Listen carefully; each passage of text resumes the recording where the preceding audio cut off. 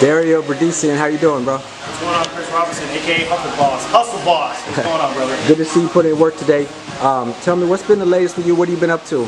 I've been consistently training 2 or 3 times a day. I'm just staying, in shape, keeping active. I like myself when I'm in shape, so I work out hard. But I always start off the week, 4 times a week, boxing and everything. So I'm working out with Mark. We might be working on a fight sometime in November on the same card he's doing. So we'll see what's going on with that. For now, I just stay in the gym. Got you. Everybody is talking this weekend. Teofimo, Lopez, Vasyl, Lomachenko. Can you break that down? You know what? That's a fight that it's really hard to call. But at the same time, I feel like it might be an easy fight to call as well. Teo's a bad little motherfucker. Out of the whole new bunch of the young guys, like, Shakur and Javante, Ryan Garcia, and then Tevin Haney, I think he's the best raw talent right now that's there. And he's got the best chance at the moment to beat Lomachenko. I don't know, because every time I think, like, Walters was gonna, do some damage to somebody, like, I just think with hard hitters, Loma's not stupid. He don't play games. He's gonna run not circles around you, but he's gonna make you look silly, and he's gonna discourage you. Take a bit of your courage, your trust in your corner. He makes you doubt everything. Your corner, yourself, your training camp, whatever the fuck you've been doing the past 6-10 weeks. He's like, that's what he does to people. But at the same time, Teofimo's so motivated. He's so young. He's confident as hell. There's not a shred of doubt in him or his father. So, and neither is it for Loma and his dad. But at the same time, I think Teo, he's got a very short window to make something happen. And I think it's got to happen within the first 4, 5, maybe 6 rounds. Because after that, Loma starts putting it up. Historically, that's what he does. If you had to face someone like Loma, how would you face him? I mean, how do you go up against that? Well, the only blueprint so far is not one-hitter quitters type fighters. It's somebody who might smother you and kind of take the legs away from you. A lot of people say that it was a dirty fight with Loma, but that's right now, as of now, Orlando Salido is the only guy that was able to kind of give him his toughest fight and make him look the worst. Whether you decide if Loma won the fight or not, I think you have to make it dirty. But Salido did catch him fresh out of the amateurs. He was very green. He was very, there was not too much rough boxing in amateurs. So I think the only blueprint right now is to make it a rough fight, put your head in his chest, and try and take his legs from him. Hit at the hips, do whatever, hit him with the elbow, whatever works, whatever gets him out of his game.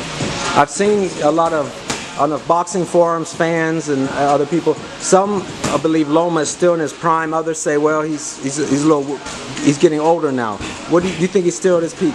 I think the way athletes are these days, I always hear about, when you're doing tail of the tape about the 5-year age advantage, this and that. You know what? These older guys now have the advantage because they have longevity. They know how to treat their bodies. The good champions are getting hit a lot less, so they're able to, people like Canelo, I think, is hitting his prime, and he's about to hit 30. I don't even think he's there yet. I think, he might slow down because he's been in a couple wars, but I think longevity has extended now with these type of athletes. We're eating different, we're training different, we're doing camps smarter. And Loma's a guy who doesn't blow up out of weight, I think that helps in the long run. I think people that fluctuate, like guys like Ricky Hatton that gain like 40, 50 pounds in between fights, that'll cut your career short. I think, I see him as a guy who might get better and be in his prime coming up. Got you. And do you think it's going to be knockout or what decision? What kind of fight? The only thing only 2 scenarios I can see. I don't see a decision. I think Loma makes the guy quit within 7 rounds, maybe 8. Wow. Or Teo catches him early, catches him slipping like Linares did. Catch him with a flush shot, but this time might put the lights out. That's the only 2 scenarios I see with this fight. Good stuff. And also, your career, what's it like training with Team Willis? You've been knowing them for a while, right? I've been started with them like in the amateurs when I was like 15, and then I had a hiatus. I was living here in Europe, I was living in Montreal and everything, but the Willis type of training just kind of gave me my style, my long southpaw style. Yeah. Everything kind of reaction, keep the I always like training with Larry. I always like training with Marcus. They're a little bit different, but I get different looks with them. I like the whole family. I like the environment. It's a pretty solid, competitive environment. So I like training with them, amateurs, and hopefully I continue to pose with them. What's it like for you? You almost have that commentator side to you where you break down fights. But what's important is you're a real fighter. Is 15 and 0? 17 and 0, one draw, One 18 professional fights. Got you. How different is it commentating on fights, having been in there? That experience is kind of crucial when you break down fights, don't you? Kind of thing. You know what? I feel like I break down fights a lot worse than I used to when I was like starting as an amateur, because it's hard to kind of explain to other people who's watching to understand what you're talking about. You know, commentators break it down real quick because they're talking to other people that don't really know what it's like to be in the ring.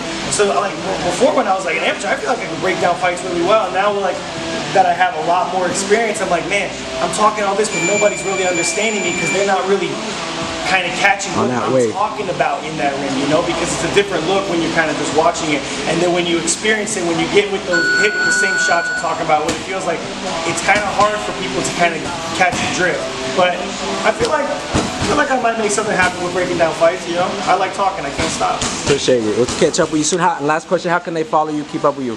You got me on Instagram, Dario Bredicean. You got me on Twitter, Bredicean Boxing. You got me on Facebook. I'm active on like almost all day, every day. So you can catch me over there. Thank you.